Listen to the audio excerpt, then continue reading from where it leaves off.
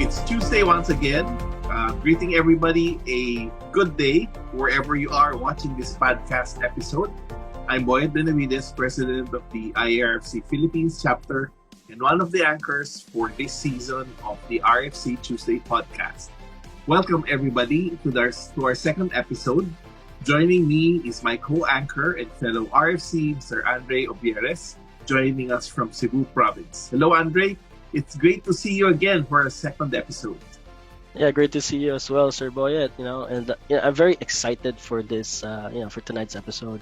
I'm sure our members will learn so much, there's a lot of great ideas, and I'm sure if they take the time to listen to this episode, they're definitely going to get a lot of good ideas.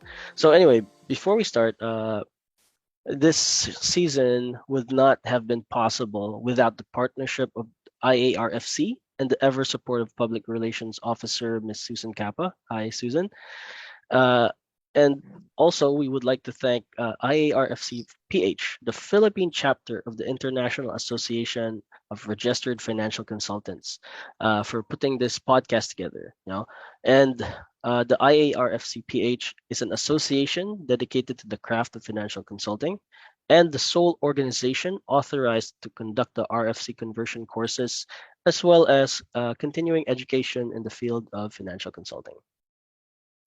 For Season 7, we have prepared for you, dear RFCs, a list of powerhouse guest speakers who have made a mark in the financial planning industry and raising their own practices to a higher level through continuing education and ensuring financial planning legacy. So join us for this entire season. Expect to hear from our passionate financial consultants who are veterans in the industry, consistent MDRTs, TOTs, and who are speakers and writers and philanthropists. And for episode 2, our guest is a longtime veteran of the insurance and financial planning service industry, David Kinder, registered financial consultant, chartered financial consultant, and chartered life underwriter. David runs a highly successful practice helping American residents and business owners using unconventional strategies to help them accomplish their retirement income and wealth accumulation goals. Also, David has a wealth of knowledge in financial planning from his various studies with the American College of Financial Services. And he also has deep expertise in various financial planning topics such as investments, retirement planning, income taxation, insurance, estate planning, and even planning for business owners. So basically, way too much to cover for just one episode. Yeah, but for today, we'll learn about a concept called top of mind awareness. To start this episode, let us all welcome David Kinder, RFC, CHFC, and CLU.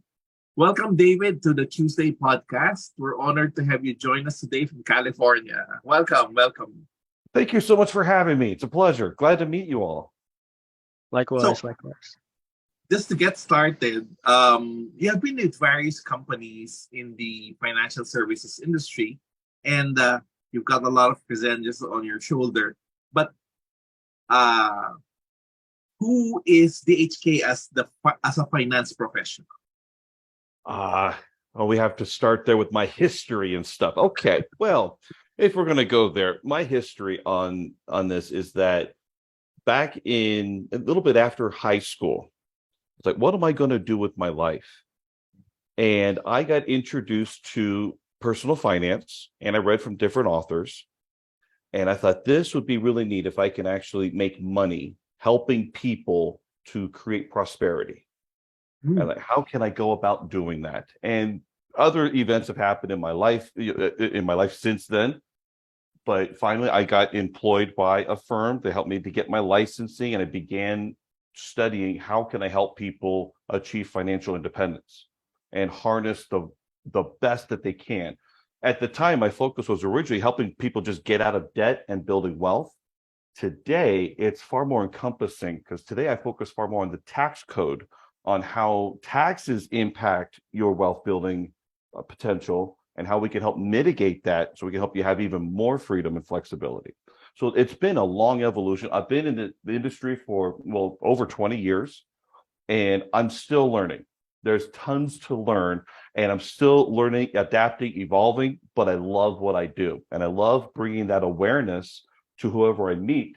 And when I see that look in their eye that says they get it, it's the best thing in the world. That's better than cashing the check, but it's still really good. So, but being able to help people see the problems that they have and how I can help them fix it and help them create a better future, there's no better profession than that. It's great that you started from learning, from reading, and then probably seeing how it helped you and transitioning to helping other people also experience the same discipline, the same financial freedom, the same financial security in being able to plan for all these things, right? Oh, absolutely. And for me, I'm known as a student of the business. And one of the neat things, and I'm sure we'll get to this a little bit later, but I've been in a position of influence because of social media and other online discussion forums where I'm learning just from people asking questions. I'm learning from people who I've brought in so I can learn from them. So I'm more of call it a collaborative student. I want to learn from everybody. Bring them all in. That's why I'm here. I want to learn from you guys. What are you guys doing? But I know you want to learn from me today, so that's okay. Yeah. So So we'll get into the social media aspect later on. But like as you're developing your practice, what differentiation did you make so that you'll get more clients, you build better relationships with them? there's so many different factors to focus on that. So first of all, as in my introduction, you emphasized the designations after my name. That's a part of that. And I have to look at how do I feel when I get someone else's business card? And I had this happen. This was a couple of years ago. My bishop at the time, he handed me his card. He's a physical therapist. He had 5 sets of letters after his name. I didn't know what they meant. I just looked at that and go, wow, okay, that's pretty good. I think I'd be in good hands with him. That was the impression. I didn't have to know what they meant. I just knew that he had earned them. So that's the impression I like to give. So yes, I have my certifications. The registered financial consultant certification is wonderful. And there's a lot of opportunities within the IARC Association. But beyond that, there's also the Chartered Financial Consultant, which here, I know it's available internationally, but I'm going to talk about it from the United States. It's from the American College here in Pennsylvania. And I just did a lot of self-study courses to earn that. And the CLU, the Chartered Life Underwriter, is also part from the American College. And the people that I studied, they all had CLU and CHFC. I want to be like them, so I better follow in their path too. So designations is helpful, but designations is not the only thing. And if you were to ask Siri, give me a list of all the people who have RFC after their name, you're going to get a ton of different listings, right? Just because you have a designation doesn't make you different. What makes us different is how we can be perceived. How do we talk about what we do? And one of the things that we've learned in my financial group, we start with what we believe. And so when we start with what we believe, people get a chance to see inside your soul a little bit. Why do you do what you do? You know, and I think that's one of the most powerful ways to start. And it goes beyond certifications, designations, resumes, which firm you're with, because nobody knows. And quite frankly, not too many people care. I think there's too many people. I won't say too many people. We have a shortage of agents and advisors and consultants in our industry, but I think we have a shortage of how to communicate with people. So I believe that when we leave with what I believe, I'm going to capture your attention, and you're probably going to want to hear the rest of that. So I believe the financial system is broken. I believe that there's an agenda that's set up to have the American public fail. They don't know it. I can prove it, and I can show you a far better way. Okay. So that makes you like different because you're actually taking them to a better path, right? Yes, that's part of it. And But making part of it, them it's all part of, it's like, oh, why do you believe what you believe? And I got to take them on a journey. There's a little bit of education there. What do I see that most people don't see? And then what am I going to show them later that says, oh, you can do that? That's what I want to get to. And when they see that, it's like, why doesn't everybody else do that? And the best response to that question is those who understand it do it. So so I really have to, it's a journey, and being able to guide people along their journey, that's so key. So yeah, my job is to be a guide and guide them along the educational path. And then we see what happens as they get the information, as I'm imparting that information. How are they receiving it? And that's where great communication skills can come into play. And I'm not saying I'm a great communicator, but I am saying that it's important. Yes. Like for you consultants and those who want to go into the field, I mean, it's in communication is very important. Like, what advice can you give to them in being good communicators, in being able to not just convince, but as you said, to lead their clients through that journey towards their goals? For newer consultants, it's very challenging. And the reason it's challenging is that there's not too many places that have a mantra. They have a mission. They basically say, we're the greatest, the best, and we've been around the longest. Who cares? Nobody cares. It's really about what's in it for me. What can you deliver for me? Why are you different? And that's assuming that they're even interested in your answer in the first place. Most people, when they ask you, what do you do for a living? They're probably just being courteous and they just want to peg you in a certain place and say, oh, you do that kind of work. And that's it. Yeah. And if I respond by saying, I'm a financial consultant, okay, you work with money. I mean, it doesn't mean anything. It doesn't resonate. And so if I can say how I believe, what I believe, how I believe it, how I help people with that, you're expounding far more. And people can then get a better sense on that. But for newer consultants, it's harder unless you're already with a firm that can do that, that can teach you, and you're working within them to cultivate new relationships and bringing them in. I really do appreciate and encourage joint work with other people who have already been there. That's one of the things that the IARFC does here in the United States. I don't know in the Philippines, but we have the RFA, Registered Financial Associate designation. And I think that's a great designation to work with an RFC, a Registered Financial Consultant, so that you are a team working together. And it positions you very well. It also positions the consultant very well. I'm the Registered Financial Associate, but I want you to meet the Registered Financial Consultant that I've been working with and I'm learning these things from, and bring them in. And then you get to learn on the job. You get to learn while you learn while you earn. It's a beautiful situation, a beautiful way to do business.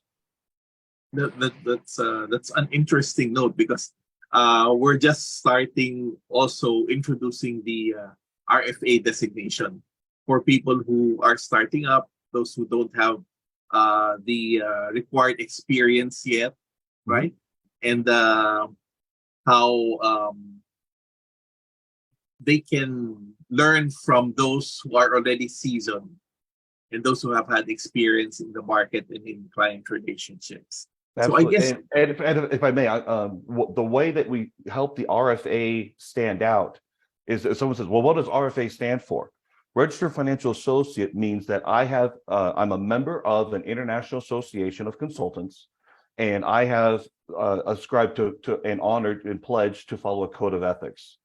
And that is why I'm recognized with the RFA credential. And, let me share with you more about that, that kind of a thing. That's how you position it. It's a symbol of membership. You've met the requirements and you ascribe to a code of ethics. I think that's the biggest key of that, because otherwise they might think, well, gee, I mean, you just got started. What do you mean you have letters after your name? Yeah, that's how you position it. So it's both positioning and positioning and probably an approach to introducing yourself and making yourself uh, different in a sense from all the other advisors or consultants in the market because you bring something that's different. So Yes. you have an ethical background, you're following a discipline, and you bring the experience and the expertise of the community with you. Yes. Yes, So, absolutely. Yeah, go ahead. oh, go ahead. No, say, yeah, when you can reference and leverage that you're part of an international association and you get to learn and network with other professionals and learning what these consultants are doing all around the globe. You know, you can't help but learn and develop because of it. And my own stories, when I originally joined the IRC back in 2007, that was how I met a lot of the people that have guided me today, especially Jeremy Nason from the Insurance Pro Shop. I met him through his writings in the Register. And there's other things I've learned from the Register that have helped to guide how I do business today. So even just the reading of the publications is so helpful for our career development. So we learn through books, we learn through publications, and we interact with our clients and our publics. And let's get back to that aspect of the social media platforms. So with everybody's on the internet, everybody has a social media account, whether it's Instagram, Facebook, TikTok, or whatever. Um, how how did you expand your presence into these platforms, and what was your experience in entering into? Well, we came from I probably I can speak for both ourselves from a very non-digital environment where it's mostly personal interaction. You lift the phone, dial the number, and talk to your clients, or you write to them. But now it's all video calls. It's posting on social media. So how was it for you? My social media strategy is different. I don't necessarily use it to attract clients. I do use it to build my credibility. Because here's what I know is that however I'm meeting with people, I expect that at some point they're going to Google my name. Yes. And when they Google my name, I want them to find me and I want them to find good things. I want them to find things that will help me establish myself as a credible person. I mean, at the very least, I want them to say, this guy seems to know what he's talking about. I want to give him more time and make sure that what he's doing is maybe right for me. That's the most that I really want to accomplish with my social media. I want to make sure that everything that's associated with my name is going to be a good resource for them to see, this guy might know a thing or two. So it's kind of a minimal, but that's my conscious decision on how I use my social media. So my personal Facebook group, I have, or my personal Facebook profile, I have a business profile also on Facebook. I'm on LinkedIn. I have a YouTube channel. The YouTube channel is primarily geared for other financial professionals. I do host people. I used to have been about once a month to spotlight different producers, different consultants, and what they're doing, and maybe what we can do to learn from them. So that's a lot on my YouTube channel. Eventually, I want to change the focus, be more consumer oriented, but I've got a nice following growing there. But the idea for me is I want people to see that, David thinks a little bit differently. David just might know a thing or two. I think he's worth talking to. And if I could communicate that, that's all I want it to do. Which also means you don't want to be seen, and this isn't me, I'm just saying as other people out there, you don't want to be seen drunk at a frat party. You don't want to have anything too controversial out there necessarily. I've also toned down my political posts. I don't think I post much of anything political anymore. If anything, it's just an observation.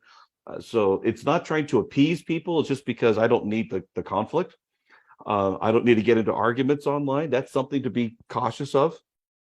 So that's a lot of that part of the social media aspect.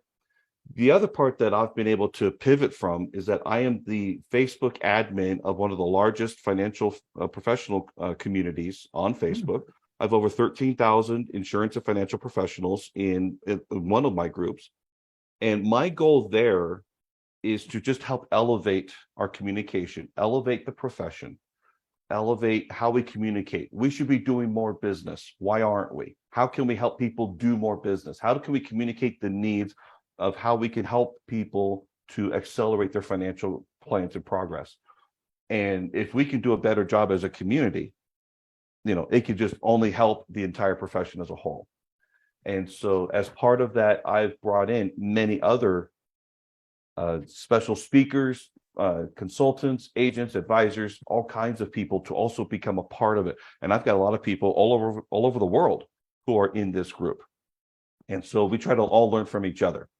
And I think it's working. I think it's working, which is a beautiful position to be in.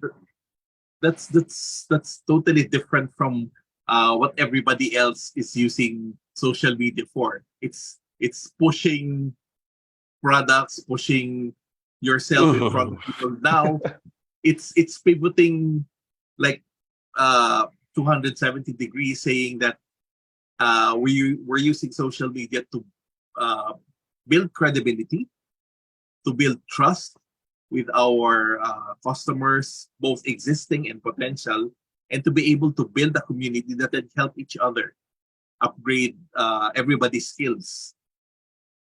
So that's a very different approach to using social media. That's great. That's great. Yeah, it's been a great journey. And here's the interesting thing is that as the admin, of course, I see all the posts. Mm-hmm. And I learn just as much from people asking questions as I would if I was working at my own stuff. Mm-hmm. And so sometimes, maybe you've heard this phrase, but some people that you meet, that they've forgotten more about the profession than you've ever learned. Sometimes I feel that way because when the question is asked, I'm like, oh yeah, there's this thing. I used to do this years ago. Maybe this will help them now. And I've forgotten about things and it brings it back to memory. And so it helps me. That's why I can learn so much more by teaching and by contributing and being involved in groups like that, because it brings other things to my mind. So for example, I had an attorney who's in the group and he posted a book on eBay about life insurance and modified endowment contracts. And I've got plenty of resources. I didn't need that book, but I clicked on eBay and I looked at, there's other books on life insurance. I saw these older booklets from the 1950s. I'm like, okay, well, I don't need those booklets, but booklets. You know what? I should write a booklet. And now I'm in the process of writing 4 different booklets for my own marketing. One of them is all pretty much done. The second one will be just a small variation of it. And I'm like, you never know what's going to come to mind just because you interact with something and what it brings to mind. And so, I first heard about booklets years ago, but I never figured out how to write one. Now I know how to write one. I know how to format it. Now I'm going to print them myself. And this is going to be a great marketing opportunity. So you just don't know what will come up, what will lead you where, just because of one post. Yes, it tickles our mind into Yes, it does. into generating new ideas, right? So that's fun. Andre? All right. So yeah, I know you mentioned earlier about working with interviewing some people with your YouTube channel.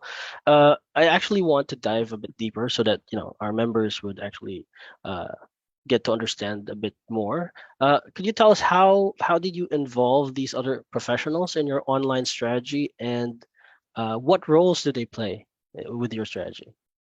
Oh, well, this actually came from an idea. This is a little over 2 years ago. Again, one of my mentors, we've been talking about some things, and he said, David, do you think we could do an open panel with a couple of other people and answer some people's questions? And like, yeah, we could do that. I'm connected to people. And so we started off, and this is on my YouTube channel, with Tom Love, Van Miller, and Jim Ruda.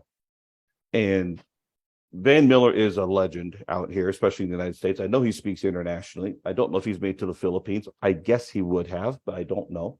But it's Miller, Mueller, in case anybody wants to Google who we're talking about, and Jim Ruda. And so I hosted them for an open panel discussion for a couple of hours. And what I did is I had people submit their questions. And I had like 25 questions. I selected the top 10 and we went around the table. You know, you guys each answer these however you want to answer. And it was a great session. But later on, this was a couple of years ago, 2021. Later on, I began to notice that my top group experts, they weren't quite as engaged in the group as much. I thought, what could I do to help foster more engagement? Because I'd like to keep them involved. And other than having to tag them on every post, I don't really want to do that. You know, I don't want to be annoying on that. But I was like, what can I do to foster that engagement? And I had the idea of group expert sessions. And this was amazing. I said, okay, guys, I want to create something. And I created a chat room and said, you guys, I want to create something where we do a webinar once a month at least. And I want to spotlight you guys. And I want to show off what it is that you do and how we do it. And I set up a Zoom call like this. And I had these top speakers of the industry attending to talk about these things. I'm like, I just set up a time and you guys showed up. I can't believe it. I feel like I'm not that special. Thank you for coming on. But we ran with it. And so I've had David McKnight. I've had Tom Hegna. I've had Jim Ruda. I've had Sanjay Talani. I've had Bhupinder Anand. I've had so many people come through. And of course, the neat thing for me is that, well, they're on my platform. I get to ask them any question I want. So this serves my purposes even more so than it does for them. I get to learn from them. And being able to, I broadcast them to my Facebook group. And then, of course, I keep the recording and I put it on YouTube. And my YouTube channel happens to be monetized. So I get a couple $100 a little bit every once in a while. So that's kind of nice too. But the neat thing about having done that is that it positions me as a person of influence. It positions me as a person of interest. Someone who knows people, someone who can get things done. I didn't used to be able to say this before, but today I can say that if I meet with anybody, there is not one thing that either I or someone I know can't solve for them. I've got that strong of a network. Now, that's a unique position to be in. Didn't used to be that way. Used to be that, you know, it's based on who your education, your training, but now I can leverage and synergize with so many people. It's amazing. So my confidence grows just because I know that there's not one thing you can throw at me that, not me, maybe I won't know the answer, but I'll know somebody will know. And if that person doesn't know, they'll know exactly who to contact. So my network has grown as a part of that. Yeah, I think you've made great points. I mean, it basically reminds me of, you know, these two ideas. One is, you know, standing on the shoulder of giants, right? These guys are amazing. And then at the same time, it also reminds me of, you know, there's an inspirational speaker who said, I think his name is Jim Rohn. He said that we are the average of the 5 people we spend the most time with. So, you know, like what you just said, I'm like, yeah, wow, this is actually one of the reasons why, you know, I work with these people here in the RFC Association. Like a lot of them are brilliant, and you know, I got to improve my practice as well. So anyway, on the subject of practices, could you tell us what's the best practice in building your online presence? Because I'm pretty sure that a lot of our members, you know, they rely more on word of mouth instead of using these online channels, online tools. Well, word of mouth, nothing beats that. So let's put it in the hierarchy of order of Right. priority. You love word of mouth. Nothing beats that. But everything else needs to support the message, be as far as who you are as a professional and who you are as a specialization. So social media, I don't like pitches. I don't like being too outright with what the end game is. So here's what I mean by that. A lot of people think that the magic is in the product. My product does this, it slices, it dices, it does this and that. And I don't care about your product. Product pitches belong on infomercials. Those are those half-hour things late night on TV, and you can't sleep, and you're just watching this stuff, and they want you to buy and spend $100 on something. That's not where I want to be. I want to be a problem-solving consultant. My goal is to bring to light a problem you didn't know existed, that you may now become aware that you have this problem. Now that you have this problem, I've made you aware of it. Does it matter? And if it matters, would you like help to fix it? I am licensed by the federal and state governments to help you fix it. So, and by the way, that's a very powerful phrase to use anyway, whether you have letters after your name or not. If you have a license, the license is most important.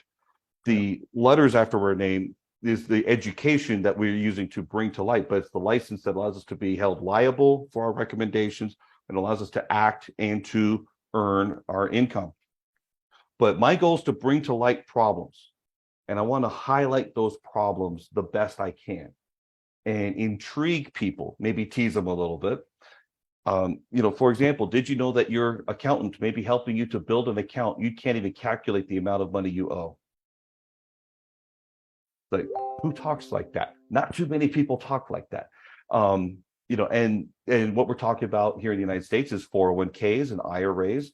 Those are fully taxable upon distribution. At what tax rate? It is whatever that year it happens to be.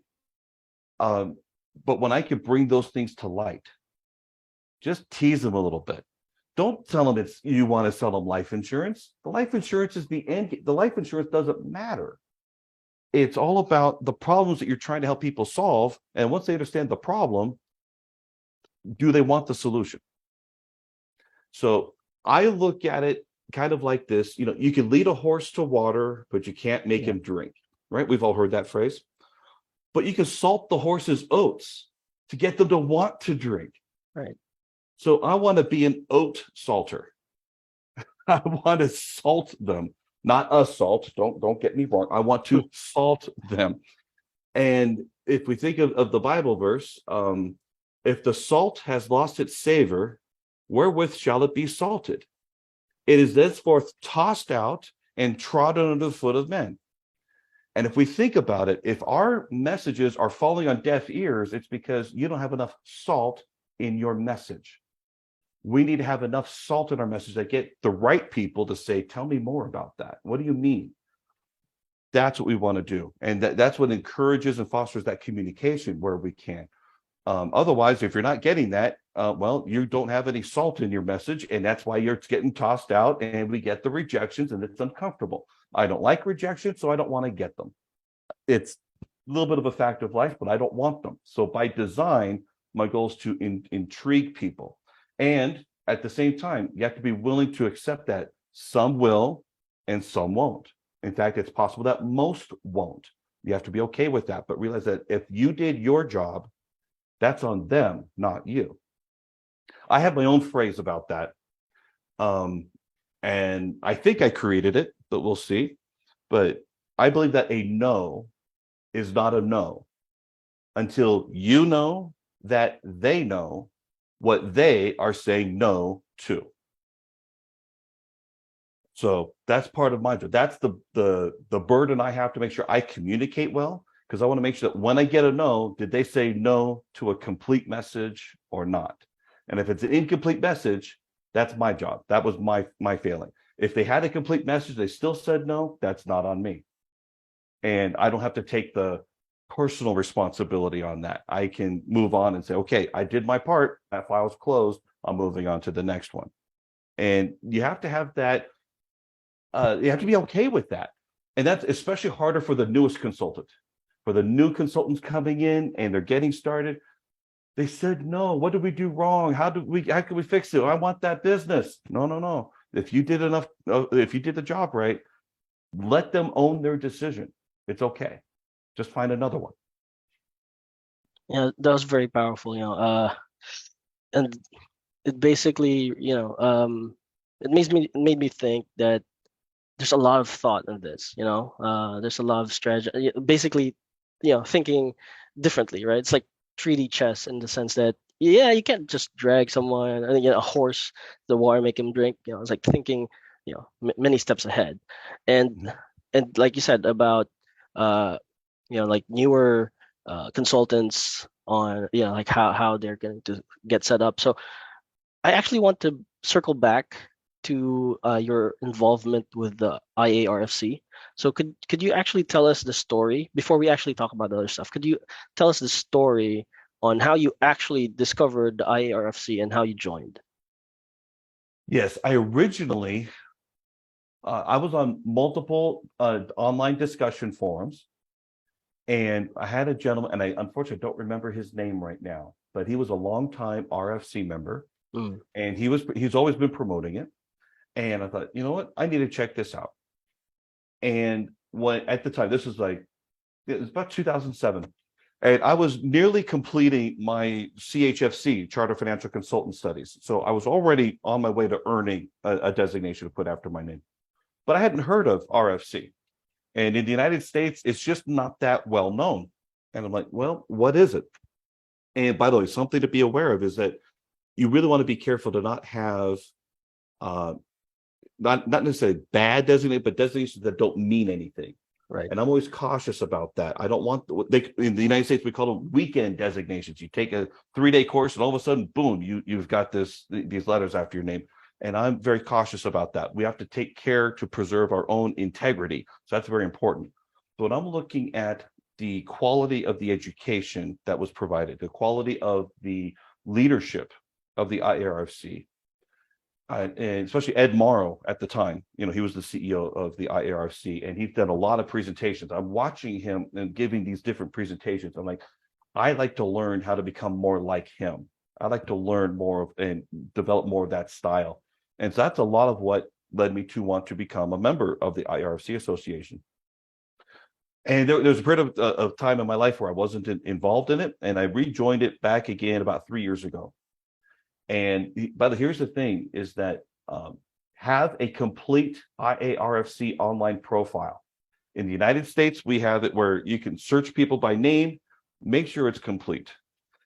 Because one day, it was about maybe a year ago, I can't recall exactly when, but I got a call from the CEO of the IARFC. Leonard Simpson gave me a call. And I'm like, I wonder why he called me. Well, one reason he called me is because I had a complete profile. It had my photo. I had it all completed. I had all my links. I had everything done. And I think he skipped over anybody that didn't have a complete profile.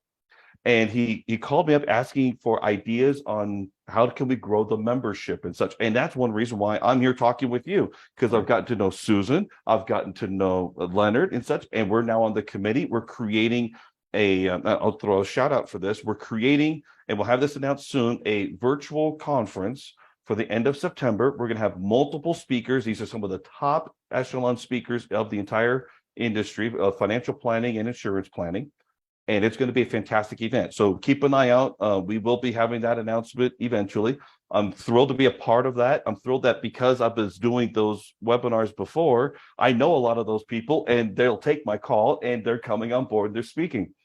So one of the things about being involved in the IRC, have a complete profile, and you don't know what's going to transpire because of that. But if you don't have a great profile, you're not going to attract anything, probably. I mean, if I was even just looking for an advisor, now granted, I don't think most consumers, they don't search out advisors like that. They will search you out after they've been exposed to you in some way, shape, or form. So, but when they, like I said about social media, it's the same thing about your profiles. Have them complete. So when they look you up, they realize, this person is at least filling everything out to be complete.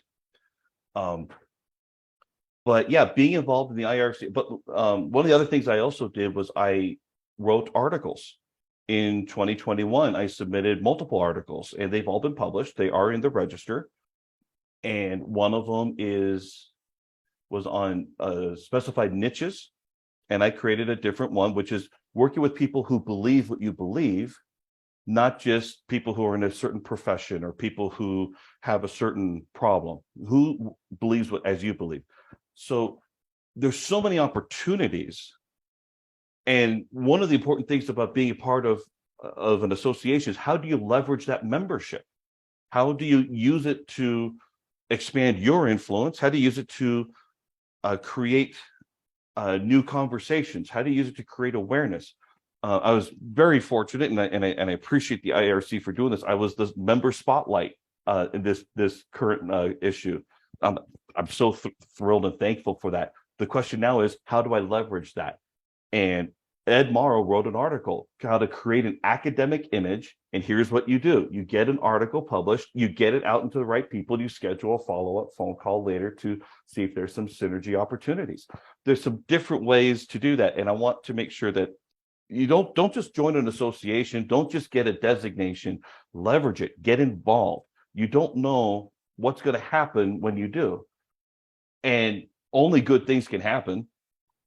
So, yeah, there's so many opportunities. So I encourage anybody, maximize your potential. Yeah, totally agree. I mean, most of the time, these associations would also be very happy to actually have someone engage with them, right? Like, oh, I want to help out. And then boom, you get to meet a lot of these brilliant people, right? Absolutely. And you don't know who, and if someone's struggling, you don't know who you're going to meet. That might just, as Jim Rohn would say, because he mentioned him, you don't know which one will turn the lights on. Yeah. And you go, boom. Yeah, and exactly. you realize, and all you have to do is walk through the door, and everything new can happen for you. So it doesn't matter which stage of the business you're in, get involved with one. And I'm biased towards the IERC, get involved and see where membership takes you. Exactly. I mean, it's also, if the more you engage with the association, in our case, the IARFC, the more you engage, the more you also get out of it, right? Yes. Yeah, exactly. And because I sometimes hear some people saying like, oh, what do I get from joining an association? And basically, there's a lot. It's not just, it's a two-way street, right? So you get something from the association, but you also give back. And I think that's the best kind of relationship, right? Absolutely. And the same thing can be said for other associations. Now, here in the United States, we don't have a lot of local chapter meetings, but I'm a part of another association that does have a lot of local chapter meetings. And I try to attend those where I can. And some people say, well, why should I join that association? I mean, all they want is my money. I'm like, well, if you think that, you shouldn't join. But if you get involved and you attend things and you get to network with people, you don't know what door is going to open at that point. So you can't just join an association thinking, what am I going to get? Yet you should be able to get some things, but you also have to think, where can I give? And when you can give and you can network and you brainstorm, new ideas come out. Exactly. And so I love the idea of synergy. See, when we look at regular addition, 1 + 1 = 2. Compromise is 1 + 1 = 1.5. But I like synergy. 1 + 1 = 3, 4, 5, 10, 15, 20, 30, 50, 100. You don't know what'll come out because the whole is greater than the sum of its parts. Yeah. And we can all be a part of that. And at different stages of our career, maybe we need to be more on the receiving end. We need to hear more education. We need to be hearing podcasts like this, and which is wonderful. And at the later part, where we can be the givers. That's why I'm here. I'm not listening. I'm presenting. It's different. So being able to have that, but yet at the same time, there's going to be other people I need to be listening to, as opposed to trying to present. So it all depends. But the more that we're learning, and you got to have that learning mentality. You got to learn, and you want to share. And that's, I think, is probably the best thoughts about joining an association. Get involved, get ready to learn, get ready to share, and you don't know what's going to happen. Yeah, these are all powerful ideas. So I hope that our members would listen closely to just glean something, to get something out of it. We're running out of time. So just one last question for you. I know you mentioned earlier about getting involved with the local chapter. So there's a lot of stuff you can get from working closely with your local peers. But because the IARFC is international in nature. So could you at least give some insight on what is the benefit on being part of an international association? So that's the last question for me. Well, international association just means you have far more ideas that can be shared. What are people doing in Dubai that's not happening in the United States? What are people doing in Singapore that's not happening in the Philippines? I don't know all those answers. I'm not in those markets. But like for example, in Dubai, there is no income taxes. There's no taxes at all. So, how do they sell life insurance as an example? I use life insurance as a tax play, but if you don't have taxes, how do you position it there? I would have to wonder. And by the way, that's where one of our presenters, he's from Dubai, and he's done business in multiple countries. Maybe he'll talk a little bit about that. But the goal is, how can I learn different things? And learning those different things, you may not use them primarily in your practice, but I like having the toolbox. I like knowing that I've heard something somewhere, and maybe I could go back and figure out, where did I read that? Where did I hear that? And even, hey, reach out and reach out to that person. Say, I heard you say something about this. I've got somebody in this. Can you help me a little bit? Now, you might have to, with multiple countries, it might be harder to split a case, but at least you can figure out a way to make this worthwhile for both of you.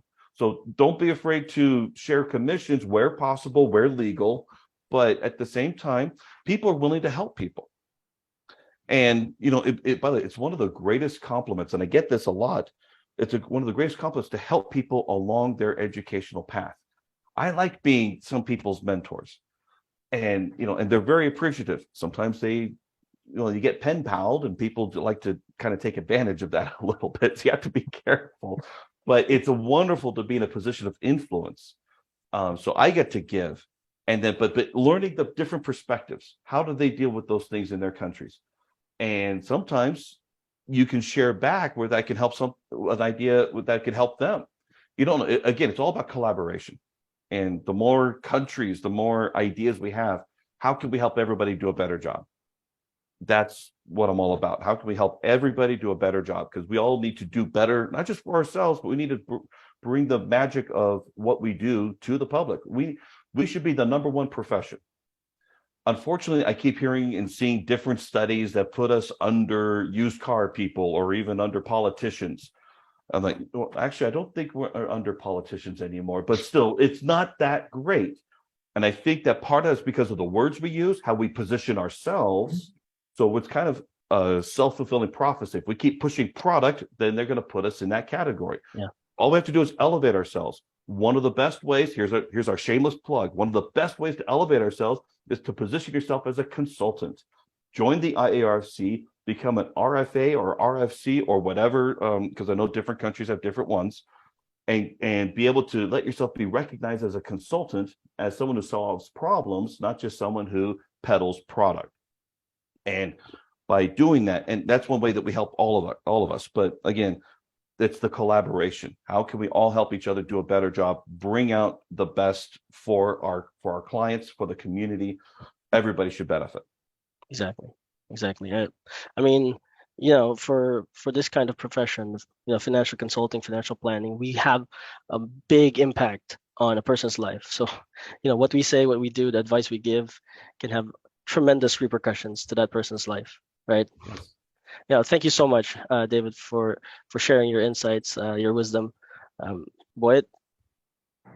Well, thank you again, David, for honoring us with your presence during this Tuesday podcast. Your expertise has certainly given our members great ideas tonight in your sharing of experiences, sharing of ideas, and also telling us the journey that you have gone through over these past years. I hope that this will all help advance the financial consulting profession, not just in the Philippines, but all over the world as well. So thank you very much, David, for joining us tonight. Thanks again, My David. pleasure. Thank you. So please look forward to episode 3 of the RFC Tuesday podcast, where we will interview the CEO of MTM 360 and our IARFC board treasurer, Roe Diefendorf, on multi-generational financial planning. So if you have questions on tonight's topic, please feel free to send it in the chat box, which we will review prior to the next episode. For RFC public courses and continuing education trainings or seminars, please visit the IARFC PH Facebook page for announcements of schedules. And a reminder for everyone, active members now receive free continuing education seminars, access to the official IARFC website, www.iarfc.org, where each member of good standing is recognized when searched by clients and prospects. Please do reminded that we can only use the RFC designation if we are members of good standing. So for your membership renewal, please contact Ms. Arlene Baguyo at iarfcph@gmail.com or 0917-645-7846. So contact IARFCPH now for your membership renewals. Our podcast episodes are shown every second and fourth Tuesday of the month. That's why it's important for you to follow us on Facebook and on our YouTube Philippines channel. These are episodes that are pre-recorded and streamed weekly. So on behalf of our executive producer, Ms. Grace De Vera Escobar, this is the RFC Tuesday podcast saying, It is better to be in the know than to be the last to know. have a great day, everybody. Bye.